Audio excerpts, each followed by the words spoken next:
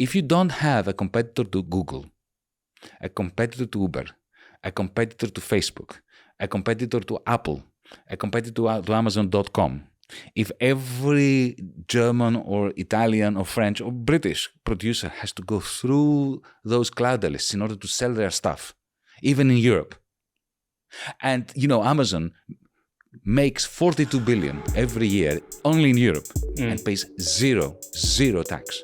Zero. Well, you're gone. You're finished. For more than a century, socialists have believed that capitalism will end and it will be replaced by something else, something better. But what if it ended and was replaced by something potentially worse? What if we were moving towards post-capitalism, but that didn't mean a more dignified, equitable economy, but in fact, greater inequality than ever before? Well, that's the hypothesis of today's guest. He thinks that we're moving back towards a world of feudalism, where the future looks increasingly like the past, but with digital characteristics. Yanis Varoufakis, welcome to Downstream. It's very good to be back. Thank you for inviting me. It's good to talk to you again. Well, it's my pleasure. You said it's good to be back. I mean, we first met in 2015, I think. You look younger now, Yanis, than you did then. That's 8 years ago. How'd you do it? Well, it's not true, but I thank you profusely for this very sweet and sugar-coated lie of yours. If it is true, it's all subterfuge. Subterfuge.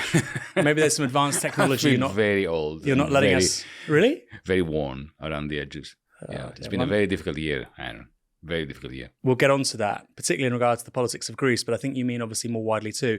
We're talking about your new book, which of course is relevant to all that. Techno-feudalism, What Killed Capitalism. I guess for me, it's towards the end where you encapsulate the hypothesis in a single line.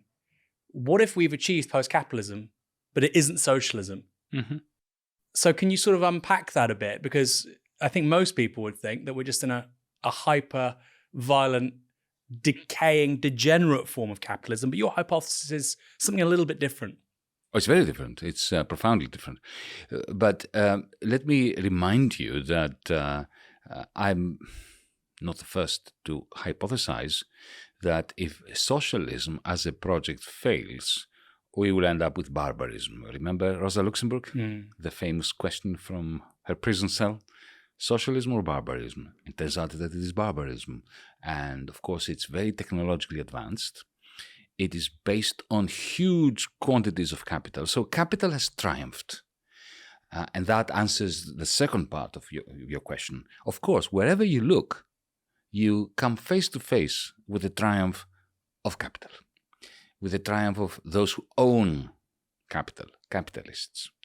But what I'm saying here is that in the end, it wasn't the left, the organized labor movement that upended capitalism. We used to think and hope that it would be labor that is the comeuppance of capitalism. With capitalism, remember what Marx said and Engels, capitalism creates its gravediggers, the proletariat, the organized laborers who will rise up and take possession of the means of production, capital, and put it to good use for society as a whole. It didn't happen, as you know, as we all know, unfortunately.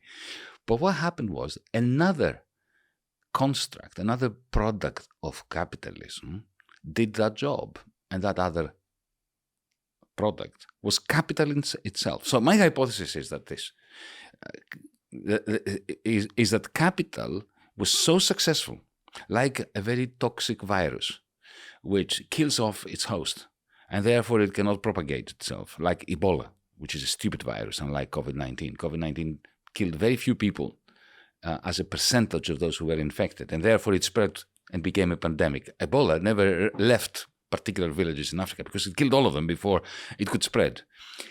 Capital developed a mutation of itself, which I call cloud capital, a particular form of capital, which has killed off capitalism, its host. That's my hypothesis. I know it's extremely controversial. Most of the people on the left do not like it at all, for two reasons. Firstly, because they think, hang on, it's not capitalism, but it's not socialism. How can that be?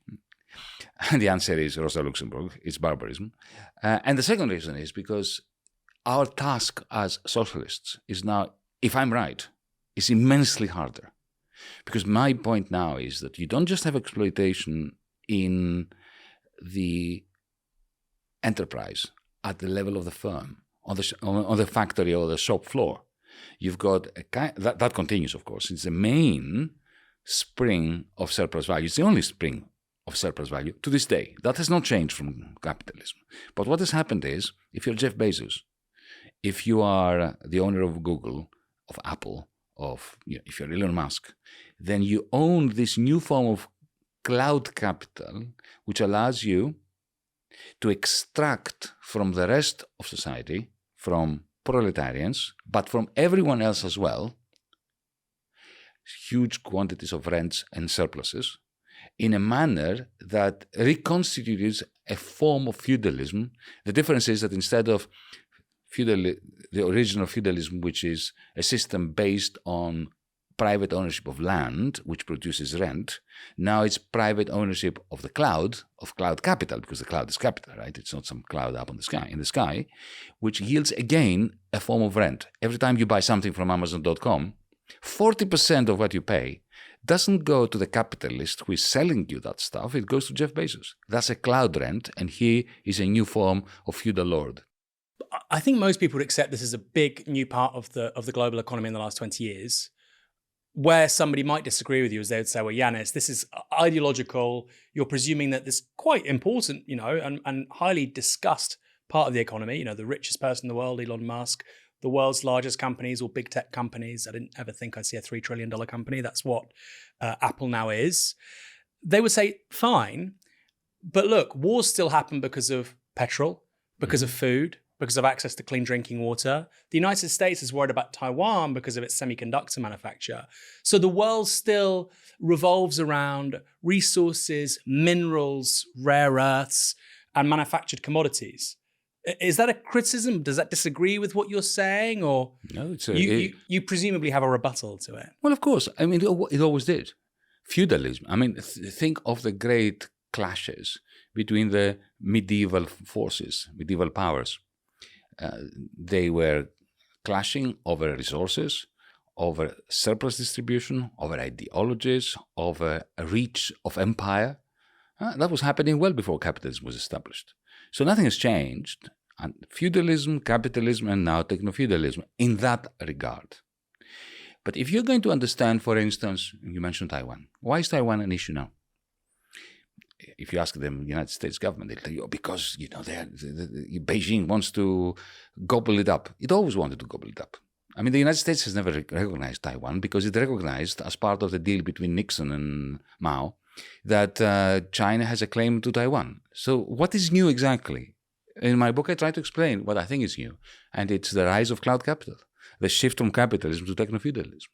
Because if you think about it, after 1971, when the gold standard died and the dollar was no longer exchangeable with gold, the United States has built its power on a remarkable model of a world system whereby the United States has a huge trade surplus, which acts as a vacuum cleaner, sucking into its territory the products of Chinese capitalists, well, Chinese labor to be precise, of German, of Dutch, of Italian, Japanese, of course. And how does it pay with that? For that, with IOUs, called dollars, because it prints them. And why do the Chinese, the Japanese, the German capitalists accept those IOUs, the dollars? Because they use it to take it back to Wall Street and to invest in real estate, in bonds, effectively financing the American government. So that's the model since the mid-1970s. And that whole model is predicated upon what? On the monopoly of the payment system of the dollar and the dollar payment system, right? What has happened in the last 10, 15 years, which I tried to map out in Techno-feudalism, is that the Chinese are the only alternative locus in which cloud capital emerged. Europe has no cloud capital of its own. We don't have a Google, we don't have a Facebook, we don't have a Tesla, we don't have anything. Zero. Europe, and that includes Britain. The Chinese have. We have OnlyFans. That's it. So if if you take an app like WeChat, or if you take the digital currency that is being tested, massively tested, 135 million accounts by the Central Bank of China, they are developing the technology to have a payment system which is denominated not in dollars but in yuan. This rise of Chinese techno-feudalism, if you want a Chinese cloud thief, in contradiction with the American cloud thief, explains why Taiwan is an issue. Yeah, I think it's a really original explanation for rising geopolitical tensions, which I've not seen elsewhere. I'm sure some people have sort of hinted at it, but the idea that what's really upsetting the United States is the emergence of big tech conglomerates that can compete with their own ones. And obviously, the most visible example of that is the geopolitical furore around TikTok, which you touch upon in the book. And I think it is true to an extent that clearly the world is diverging, particularly as we move into a world of AI, diverging into these two spheres of influence. There was a great paper a few years ago by PricewaterhouseCoopers saying that AI was going to add around $17 trillion to the global economy by 2030, 2035. And almost all of this is going to China and the United States. You know, none of it is going to South America or Africa. Or Europe. Or Europe, exactly. So I find that a really original argument.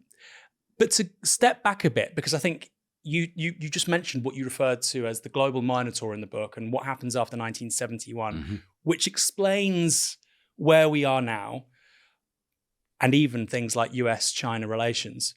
So let's go back to 1971. We have the disadoption of the gold standard by Nixon. Why did that happen? And what has it meant in the ensuing sort of period of 50 plus years now? Thank you for the question, which is very dear to my heart, as you probably know. But before answering this, allow me to preface it with a comment about the thing you said at the beginning. It's not just the Americans, that Trump initially and Biden later, worried that big tech in China is rising. It's not just that. That would not worry them so much on its own. It is that Chinese big tech, a company like Alibaba or Tencent or Huawei, is rising in a country where the banking sector does not have autonomous power, unlike Britain. Britain with the City of London and America with Wall Street. In China, because of the power of the Chinese Communist Party, the political power, the big tech companies and the banks have fused. They've become one. So you have an app like WeChat, which is Elon Musk's wet dream. What Elon Musk wants to do with Twitter is to replicate WeChat. WeChat, imagine an app that does everything. It shows you photographs, it plays music, it shows movies, it allows you to communicate, it's got something like Facebook on it, and allows you free payments. Free payments. You make payments and the bank does not retain anything either from you or from the vendor. The Americans do not have that. And they do not have that not because they don't have the technology to have that, but because JP Morgan, Goldman Sachs, Bank of America will never allow Google and Apple to get away with it, to take over their business. But if you fuse together big tech with big finance, you have something much more powerful, which is what the Chinese have done, than what the Americans have created. Another point about Das Gupta. Look, I'm not into projections about what will happen in 20, 30 years' time. This is a book not of what is going to hit us in the next 5, 10 years. Yeah. This is a book about what has already happened. And now to your question. What happened in 1971, which I explained in the Global Minotaur, thank you for mentioning, and I can see a copy of it back there. We're well read here at Novara Media. I can see that. Well, thank you for that. The story I tell in that book is that after the Second World War, the United States created a centrally planned capitalist global economy. Centrally planned. Because if you think about it, it's very difficult for young people today to wrap their minds around that. Between 1944 and 1971, 72, 73, we had fixed exchange rates. That is, you would never open the newspaper and try to find out what the exchange rate between the pound and the French franc, the pound and the US dollar was. It was fixed for years. I mean, I grew up in a world where there were 30 drachmas to a dollar, forever. Interest rates were fixed. Can you imagine a world where interest rates were not exactly fixed, but more or less around 4%? You knew that, if you borrowed money, you would be paying 4% forever. But that's like a centrally planned, gospel-planned Soviet economy, more or less, without common ownership of the means of production. But it was planned. The only way that could work was if all these currencies were effectively based on the US dollar. So we had the dollar in different guises. But the only way we could have the dollar in different guises was that if the United States was a surplus country. Because if it was a surplus, while it was a surplus country after the Second World War, it was the only country that had a trade surplus. Every time they sold a jet or a car or a washing machine to a Brit, to a French person, to a German person, a quantity of dollars would go to the United States. So the United States would give us dollars, dollarize us, Marshall Aid, for instance, other ways as well, same to Japan. And then by selling us their wares, we would return the dollars and that would complete the recycling loop. But for that to happen, they had to have a trade surplus. After 1968-69, they had a trade deficit, which means that they were leaking dollars. Dollars were a net stream or torrent of dollars was coming to Europe and to Japan. At some point, those who held the dollars, Germans, Brits, Saudi Arabians, Japanese, started worrying that they wouldn't be able to buy as much gold with the dollars because there was this increasing quantity of dollars. And that meant that the fixed exchange rate regime had to break down. And it broke down. And the Americans, instead of being yet another empire that lost its power, its political power, its military power, its hegemonic power, as a result of going into the red, managed, and it's the only empire that has ever managed that, to become more hegemonic by using their trade deficit in the way that I described before, to ensure that the Japanese, British, Dutch, German, French, Italian, and later Chinese capitalists needed the American trade deficit as a source of demand for their net exports to the United States. And this is the world that precipitated neoliberalism, precipitated the financialization, the crazy bets that were placed in Wall Street, and therefore led to the crash of 2008. And then after that, the central banks of the West, with the Federal Reserve, the American Central Bank, leading the way, started printing all the money that replaced capitalist profits. This is another part of techno-feudalism. So this is more recently? This is after 2009. With the QE. There's an amazing, before we get to 2008, 2009 and quantitative easing, and I think that's really important to say that any Marxist knows that really, the history of the last, 75 years since World War II is a succession of trying to mollify and address crises. 71, the late 1980s, early 1990s, early 2000s, 2008. But what happens between 2002 and 2007 with regards to financialization is extraordinary. And the numbers are just mind-blowing for me. And you talk about this in the book. So in 2002, total global GDP, that's all the economic transactions, planetary economic transactions, which are monetized, $50 trillion US. The worth of total global transactions by 2007 rises to 75 trillion. So it increases by 50%, which is obviously quite a lot. But when you look at the sum of bets of what you call in the global money market, that rises from 70 trillion in 2002 to 750 trillion. So it's more than 10 times increased. Yep. So what happens between 2002 and 2007 in terms of financialization and this huge explosion in financialized debts? Deregulation.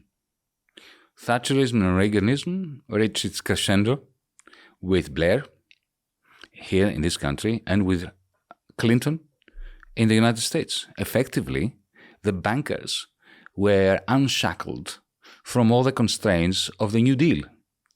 The American New Deal and later the Clement Attlee and 1950s government's constraints on bankers. You see, governments had been burned once in 1929 because the Roaring Twenties were a period of unfettered financialization. The bankers, let's not forget, create money out of thin air. People talk about the money tree in order to lambast socialists, but it is the bankers who have access to the money tree, and they can pluck as much money from thin air as they want. And of course, when they overdo it, under the weight of all those mountains of money that they've created, they buckle under, and something like 1929 or 2008 happens. After 1929, because a certain amount of people can't pay back liabilities, and all of a sudden the whole thing's screwed. When all these leveraged bets, that is, bets based on borrowing from the future, not from other people, but from the future, thin air. When let's make this once again clear, that when Lloyds Bank or Barclays Bank give you a loan, they are not giving you money that somebody has saved. They are conjuring it up like magicians. So effectively, they type into your bank account, £10,000 or 50,000 or 100,000 pounds. That money doesn't exist. It's out of thin air. Bankers have this right that is given to them by society, by you and me, by our listeners and audience. And then, of course, while these bets work out, if the borrowers manage to make this money and also make the money to pay interest, bankers are laughing all the way to their own bank. Surprisingly, they're very profitable when it works like that. Exactly. And then they think that they deserve the money. But then at some point, all that is needed is a small pinprick to deflate this or to burst that bubble. And then what happens is you and I, and especially the working class of our countries, bail them out. And more money printing by central banks. So after 2008, 2009, we had 35 trillion printed on behalf of bankers. $35 trillion. To put it in context, back in 2009, when that started, the total GDP income of the United States of America was 18. So they printed 35. And they gave it to bankers. Now, bankers wanted to lend it to business people.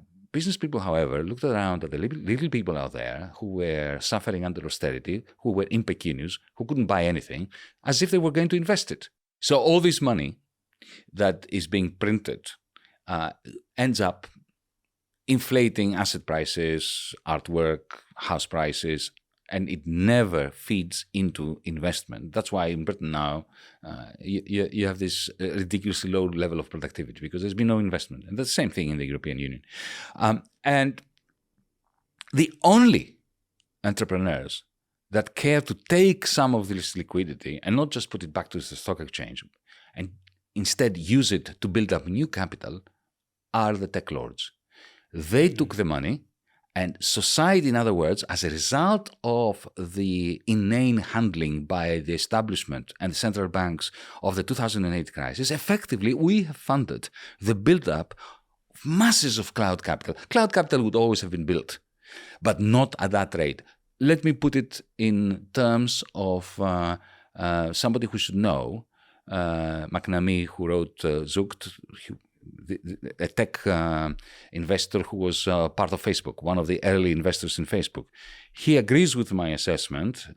He sent me an email recently saying so, that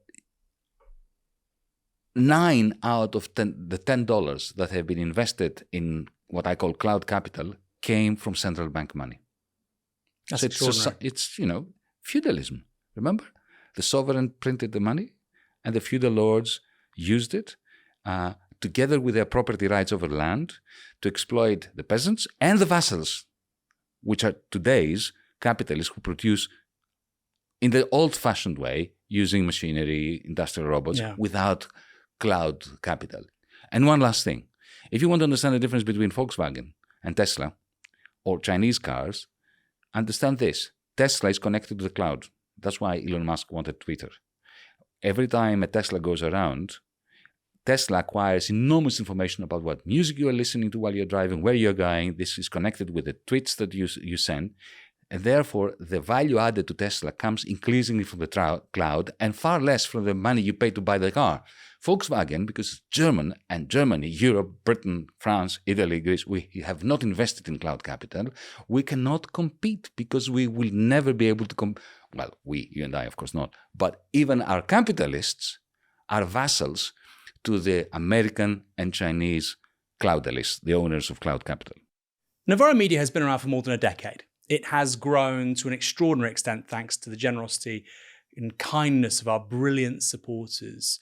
Downstream in that context is a bit more recent. It's only really appeared in the last couple of years. It's now become our standout interview show here on YouTube. It gives us an opportunity to talk about big ideas with brilliant minds, the kinds of people wrestling with the challenges we all have to confront in the 21st century.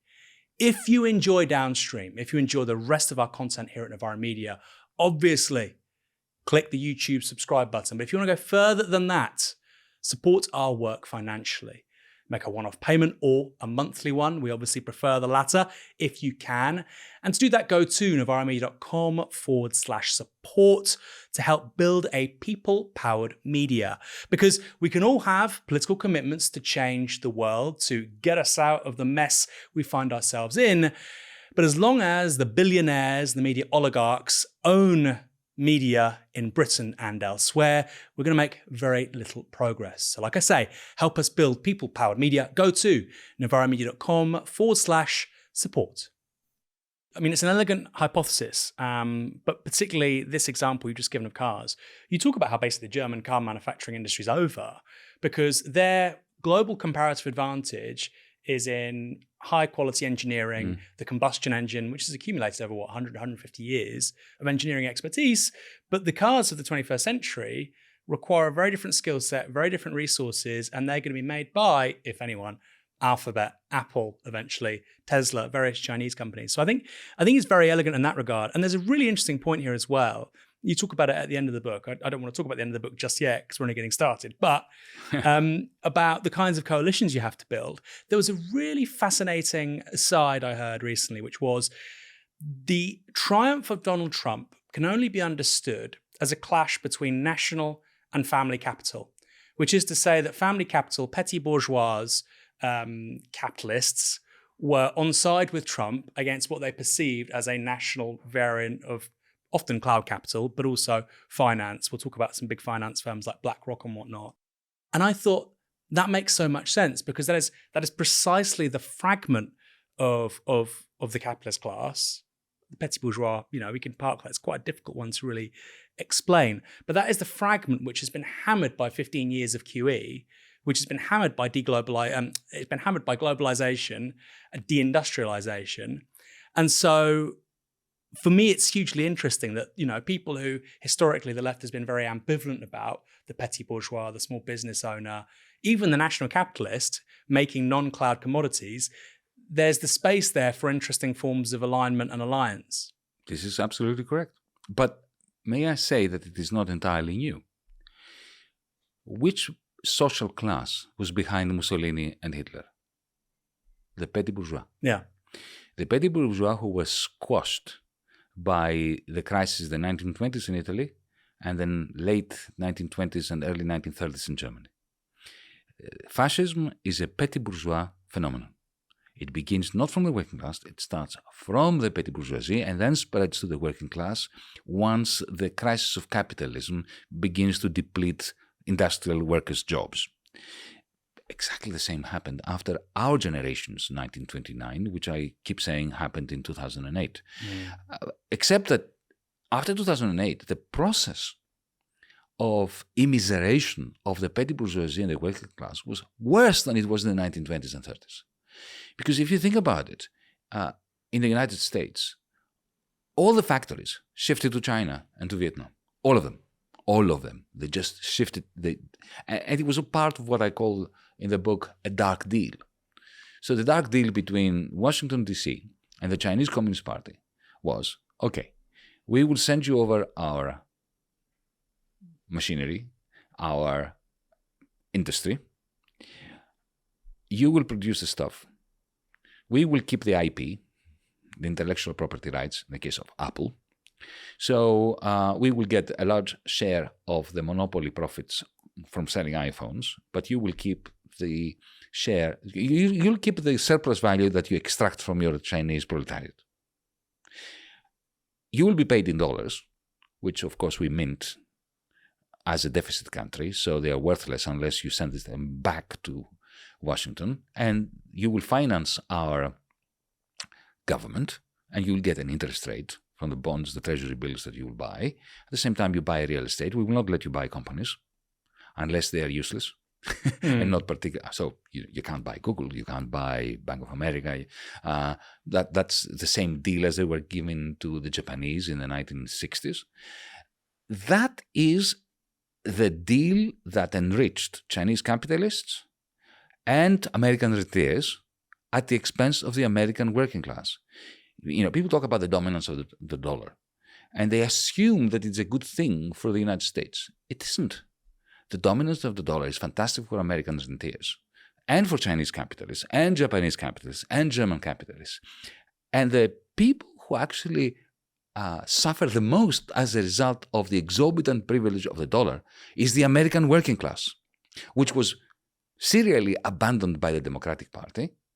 And politics hates a vacuum. Donald Trump waltzed in and took it. And I suppose people, just quickly on that, people might say, oh, well, we know that low-income earners vote Democrat, etc. Obviously, that's highly stratified on racial lines. But in those states where Trump gets over the line in 2016, former heavily industrialized states, Pennsylvania, Michigan, that is precisely the story. And I think even now, 7 years later, it's very hard for the left to understand that it was former blue-collar workers, many in trade unions, who took Donald Trump to the White House. They may do again. I mean, who knows? It's a different world now. But, I think they might do again. You say something as well, building on this, which is the worst thing you want as a Chinese capitalist is for yuan to be the global currency replacing the dollar, right. Which is quite funny because when people say at the end of the dollar, China is, heading towards hegemony status, blah, blah, blah. Well, no, actually, if you're a Chinese exporter, that's a terrible thing to be indeed, or a German exporter. Why do you think the euro never competed with the dollar for supremacy? Because the German capitalists would hate that. Why do you think we have no Eurobond? Because the lack of a Eurobond guarantees that the euro will never compete with the dollar. So German industrial capital does not want a Eurobond, doesn't care so much about, fiscal union and so on. It just doesn't want to lose access to the American trade deficit, which is the reason why they are, amassing all this surplus value. So we must stop thinking in football terms. My nation against the other nation. England versus Argentina. It's not that. The division is within our countries. It's between the capitalist class in China and the proletariat in China. The capitalist class, or the rentier class, not even the capitalist class, the rentiers and the techno-feudal lords in the United States that have diametrically opposed interests to those of 60% of the American population. Diametrically opposed interests. Let's go back to thinking as left-wingers. Can I ask a question? This isn't in my notes, but can I ask a question about the euro? Because the argument you're making about Eurobonds is really interesting. I've always been a critic of the euro, and I cannot understand why an Italian or a French leftist supports the euro, because the whole euro project, as I understand it, basically the sort of political economy of the Eurozone seems to be premised upon the idea of, well, basically it's for German exporters. It's destroyed two historically powerful, manufacturer exporter oriented countries, particularly Italy. Italy is a share the size of the economy. Its share of proportionate rather to the size of its economy, its manufacturing base was about the same as Germany's, even as recently as sort of 10, 15 years ago, before 2008. And it seems obvious to me that membership of the Eurozone means permanent decline for Italians, permanent decline for Italy's productive permanent base. austerity. Yeah, permanent austerity, permanent. And this is a G7 economy or G8 economy. Same for France, to a slightly lesser extent. And yet there aren't major movements in either country to leave the euro. I find it extraordinary. Now, I know there's huge downsides to leaving the euro. It'd be very painful. But the fact that's not even in the conversation in both nations is perplexing for me.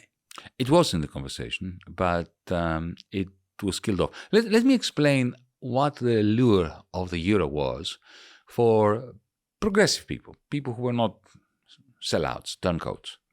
Because the turncoats, we know why they wanted the euro. I have this memory of in the 1970s, when Greek trade unions would go on strike to gain some pay rise. Strikes are always extremely painful. There's a lot of sacrifice. Usually the strikers are never compensated. It's the strike breakers who get compensated because they get the pay rise even though they have not suffered any of the costs of the strike. And the next day, or 5 days after securing a 5%, let's say, wage increase, the Bank of Greece would devalue the drachma and they would lose it all. So the notion of a currency that cannot be devalued was very attractive even to trade unions. What they did not factor in was that there was a price to pay for that. And the price was that there would be internal devaluation, that they would, not find one morning that their currency, the money they had in their wallet, was devalued as a result of an action of the Bank of Greece, but they would never get a pay rise. Indeed, they would get pay cuts. Don't forget that average wages today in Greece are 35% lower. 35% lower in nominal terms, not in absolute terms, than they were in 2007. That's crazy. Similarly with pensions. So that they didn't factor in. Once you get trapped into the Eurozone, it's like being in a house which is on fire but has no fire exits. You need to demolish the walls to get out. You put it very nicely when you said that the costs are very large, because this is exactly how it's been designed, to make the costs very large. You know that when we entered the Eurozone, our printing presses were destroyed. Did you know that? No. It was part of the deal. It was part of the deal. You have to dismantle and destroy your national mint. Like the IRA had to destroy its weapons as part of the Good Friday Agreement, we had to destroy our printing presses as we entered the Eurozone. Now, somehow, I don't believe that the Bundesbank, the Germans, destroyed their printing presses. But we certainly did, and so did the Italians. That's extraordinary. And what you just said there about nominal, I mean, just for people to understand, nominal means, look, we're not talking about inflation or what you can buy. Yeah. We're literally talking about the currency. Yeah. And I saw a statistic recently about the purchasing power of 18 to 35-year-old Italians. I can't remember the exact numbers, but it was something like 50. It's declined precipitously since the 1990s. Yeah, I think it's basically 50% what it was 20 years ago. Yes. And you think, you only get to live once. But that's why we have a neo-fascist in government. Well, quite, exactly. Yeah. Of course people are going to be angry. That's why the Socialist Party died. That's why the Communist Party doesn't exist, because it accepted this process. And the only voices that are supported by the public in Italy are the ones who remain anti-establishment, unfortunately, as descendants of Mussolini. I mean, I understand why people are angry. I do understand why they turn to the far right, because you only get one shot at life. You're around for 70, 80 years, and there is a political settlement which is screwing you over so badly. It's depriving you of the life you expected, which you deserve, and nobody in the political class is doing anything about it. Don't forget the other great danger for countries like Italy and Greece. Emigration. Not immigration. Emigration. The problem is not that the Africans are coming. The problem is that the Greeks and the Italians are leaving. Or particularly for Greece. I mean, in recent years, Italy it's been too. extraordinary. Italy. Young Italians are all over the place. They're leaving. Today, as we speak, they're leaving. So do you think then, I mean, so let's build on this for a moment. We agree that the Eurozone probably locks in permanent austerity, industrial decline for some really big countries historically. France, Italy, Greece as well, of course. Germany as well. Because remember the class analysis? The lower bottom of the German population or income distribution are now 15% worse off than they were 20 years ago. Although, their capitalist class is doing very well. Yeah. So the Greek capitalist class are doing extremely well. Yeah. The shipping magnates, Not just the shipping magnates. No, I can give you names. Please. But, Yanis Peristeris, Mytilineos, Melissanidis. They don't make money so much out of shipping, but they own the power generation and power distribution network as a result of the privatization of our formerly nationalized power grid. They charge an arm and a leg for that. The cost of living crisis, the energy crisis, has allowed them to multiply by a factor of 4 their surpluses. They own every single television station, and anyone who dares speak their name in parliament gets absolutely vilified and demonized. So, you have a dictatorship of those oligarchs who are... come to Athens, I'll take you to the northern suburbs. You see the Lamborghinis and the Porsches and the Ferraris. Well, I'll hold you to that, Yanis. Yeah.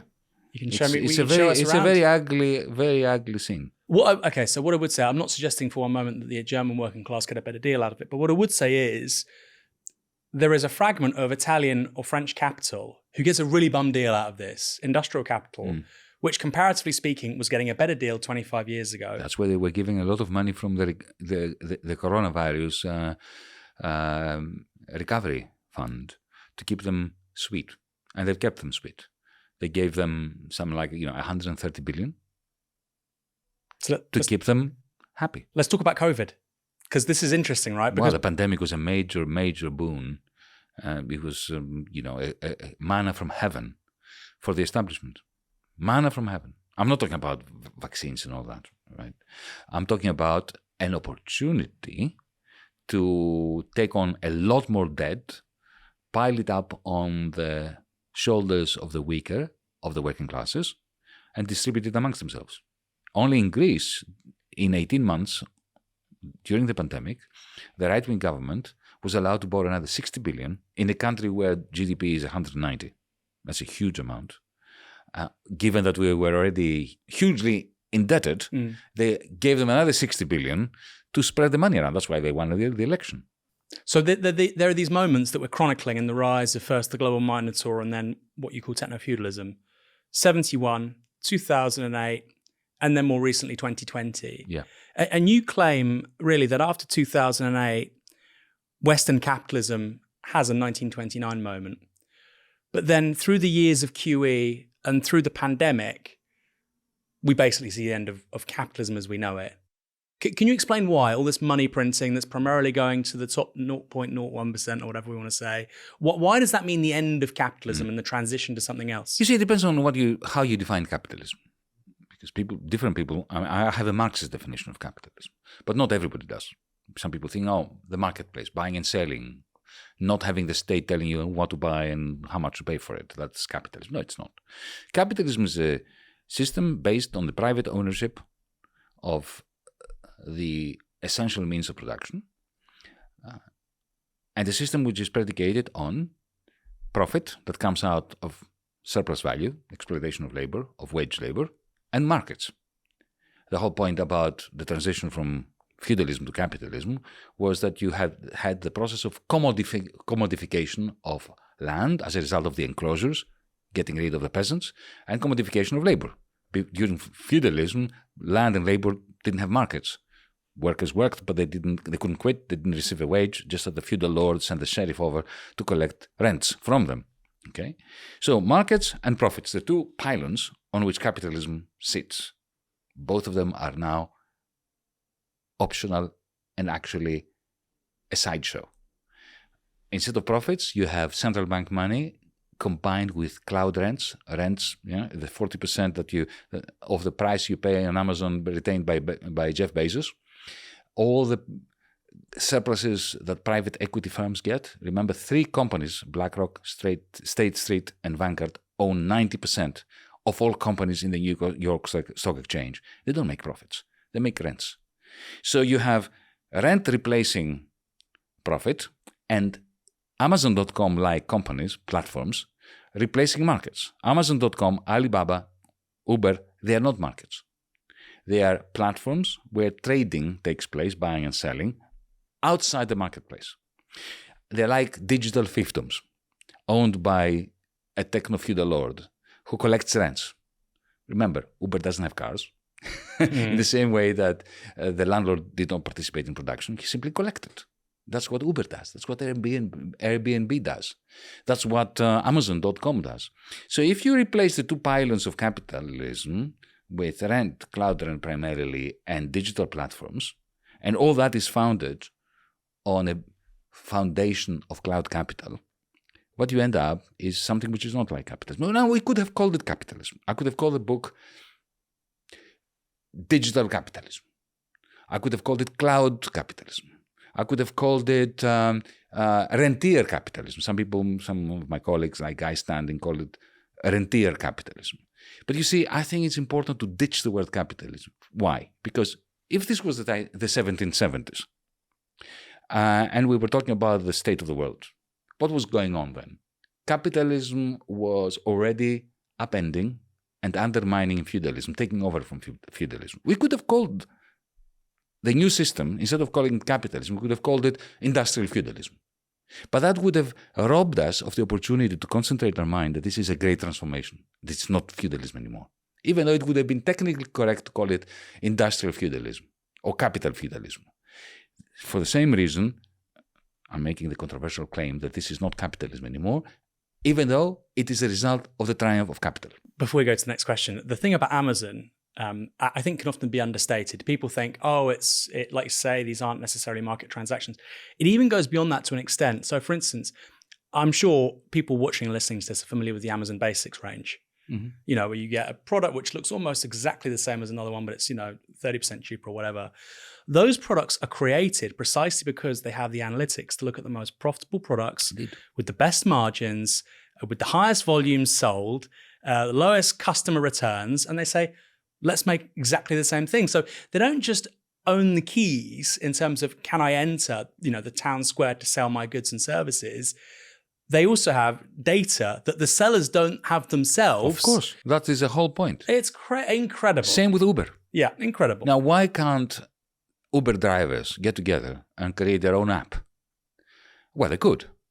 But that app would not have all the data that Uber has on you and me, and including their drivers.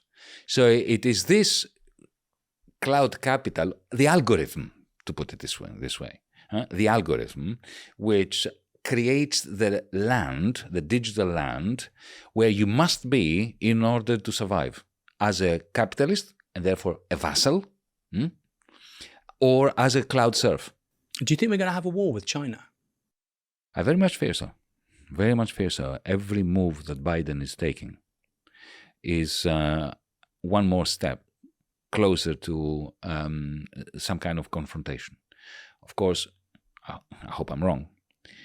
Maybe it won't happen, maybe it will happen, but it is a clear and present danger. Because it seems to be something that people just underprice, that, the idea of a conflict between two powers as geopolitical influence shifts from the West to the East, that can't happen. To me, it sounds like a recipe for disaster. It is. If you look at the nuclear war clock, it's much closer to midnight now than it ever was. So at least the nuclear scientists and the peace movement that are running that particular measure of the risk that we're facing as a species are not underselling it.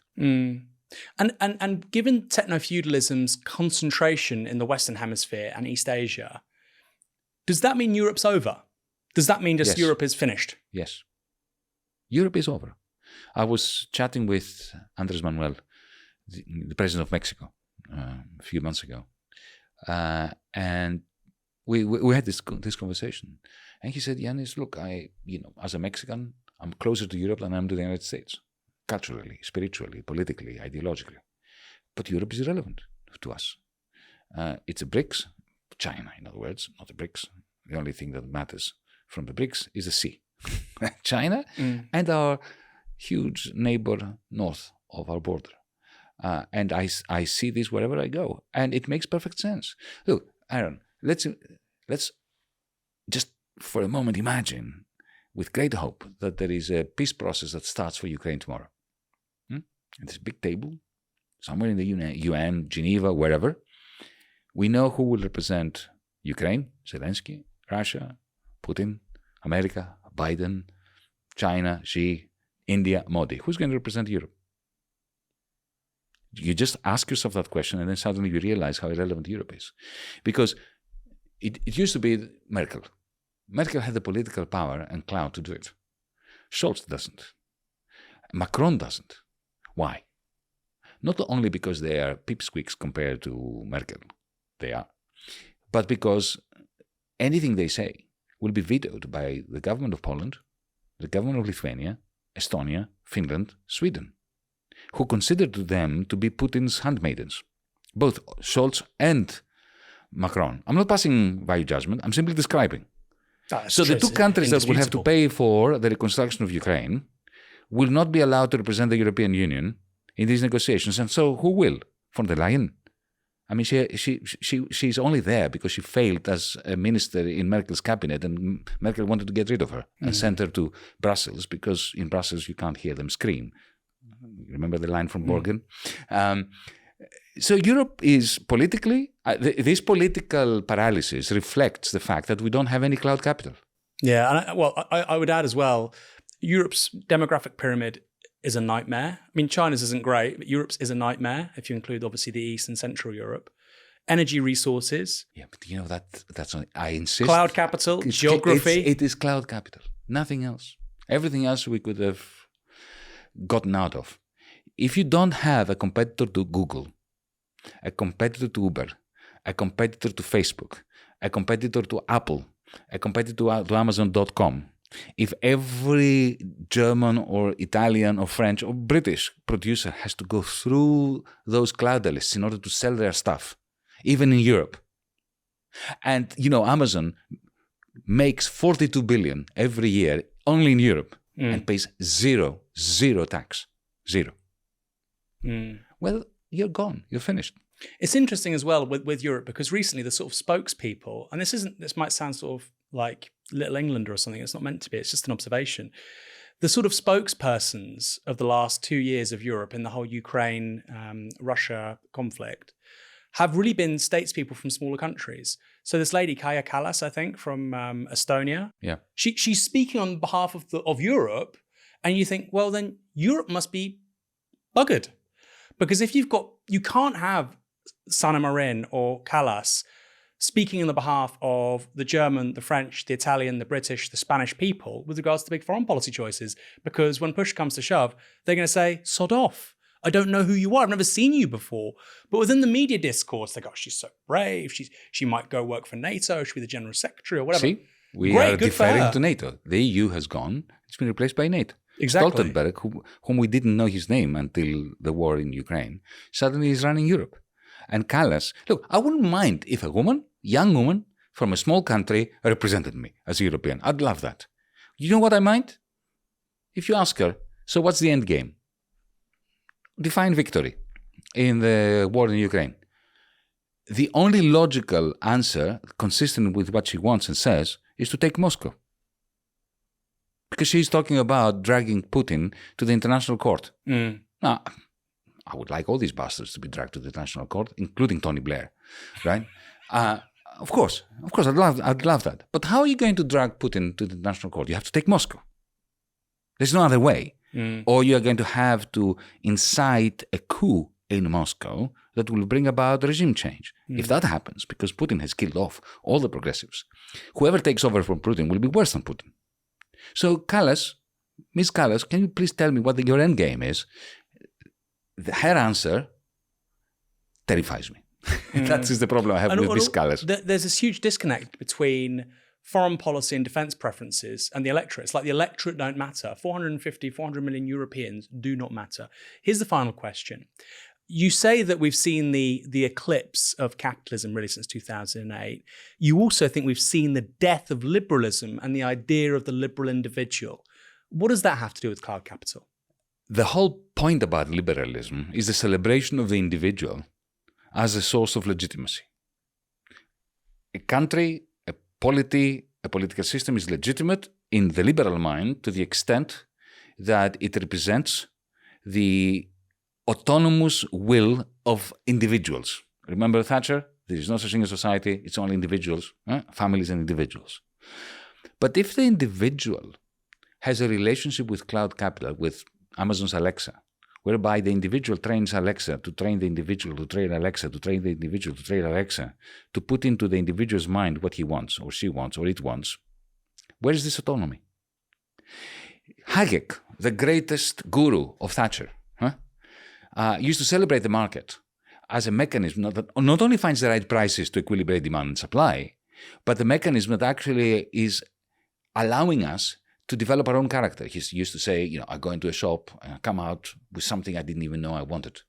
So the marketplace shapes me as a person, as an autonomous, liberal individual on whom the whole liberal project is based.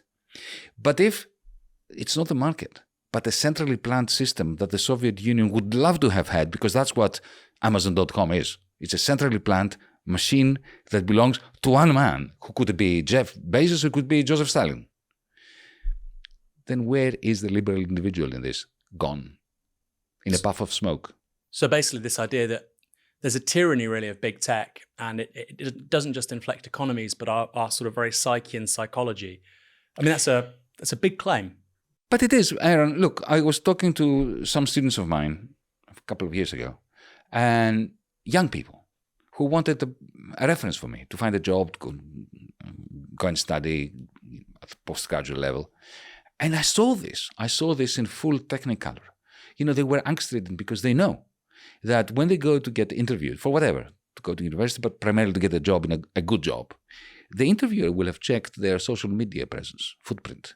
Every photo that they upload, every video on TikTok at midnight, they know or they assume will be seen. So there's no demarcation between work and play. And they are constantly trying to imagine what kind of self they should create in their own bosom, in their own soul, that will appeal to Google or to Facebook or to a good employer. That's the end of the liberal individual. To conclude, it sounds like we're returning to feudal Europe, but with a touch of the Stasi. Doesn't sound good. I mean, that's a good encapsulation. Well, the Stasi would have loved cloud capital. Well, they would be kicking themselves. Because, they created all these amazing mechanisms for surveillance. And, we volunteer our information to this. Wiki Stasi. On that note, Yanis, it's a great book. Thanks so much for joining us today. Thank you so much. Hello, I'm Yanis Varoufakis. I'm at Novara Media, and I have a message for you. The best way of underpinning any kind of potential resistance to a very toxic establishment without being populist anti-establishment, and by supporting good, rational, humanist causes, is to support left-wing media like Novara Media.